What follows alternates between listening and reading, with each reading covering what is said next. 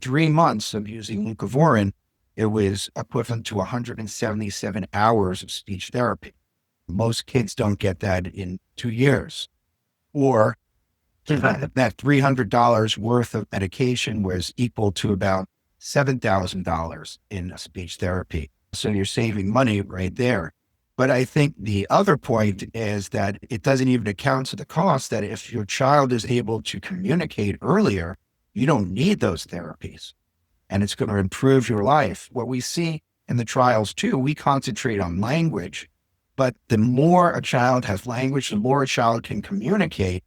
Also, we see less behaviors, less frustration, healthier children, because many times we work, and it's very frustrating to work with these challenging behaviors with children with autism and other disabilities. But we have to think about that behavior. We give medicines like risperidone to stop them, right?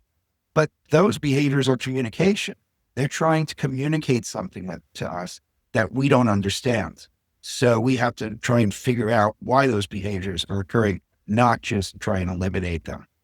Yeah. So I'd like to share some anecdotal clinical experience. Let me ask you, and then we'll talk about the experience. I think it's very important. Well, how much I think Jim alluded to the fact that the cow's milk protein is pro-inflammatory, and that may be a problem in this disorder.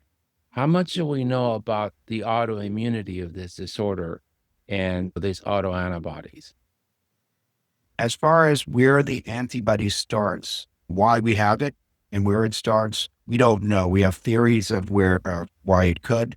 Some people believe it may be that unmetabolized folic acid that may be causing antibody production. One thing that we know about milk, so milk has the folate receptor alpha in it, okay? So what we believe is that the gut, where when you develop an immune system, 70% of your immune system is in your gut, that the gut reacts to that protein and then makes antibodies that can cross-react, okay? And so that's one origin that we think, but we've had, in our studies, we've had children that have been milk-free their whole life. So that can't be the only explanation. And more people are understanding the downsides of milk, particularly cow's milk. We like to say milk is for babies, cow's milk is for baby cows. So our bodies turn off lactase at about 2 years of age to program us to become lactose intolerant. And there's a reason for that, because milk isn't made for the adult, for the child. It's only made for the infant. And that's where it becomes inflammatory when it's used in the wrong context. And Dr. Fry, because when I am in clinic, most of my patients are on Medicaid. And depending on the state you're in, you could be on Medicaid and be middle class. For Virginia, you are not middle class if you're on Medicaid. What would be the harm of giving them a trial of folinic acid for 3 months on a child that's 2 years old and nonverbal and see if there's an improvement? So there's a couple of things there. One, I always like to say that people ask me that question. I say, that's terrific. If everything works out well, that's terrific. It's always the time that it doesn't work out well, and then you have to go and clean up the mess. That's why I tend to like to have information first before I go forward. Now, the other thing that we have the danger of writing the folate fix and everything is that, first of all, it's a simple title, but we know that there is no autism pill, right? It's not one thing. It's very complex. Of course, parents say, why don't I go out and just buy a bottle of folinic acid over the counter and give it to my kid? But besides that, you'd have to give them a whole bottle every day, which would probably make them sick.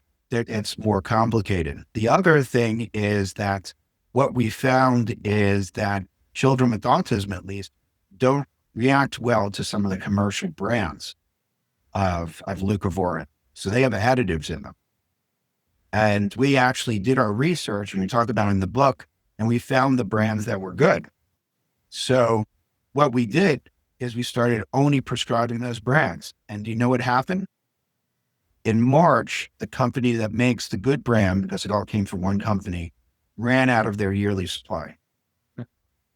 Oh, wow. So Now, we think the only good leucovorin to get is that from compounding pharmacies that we trust.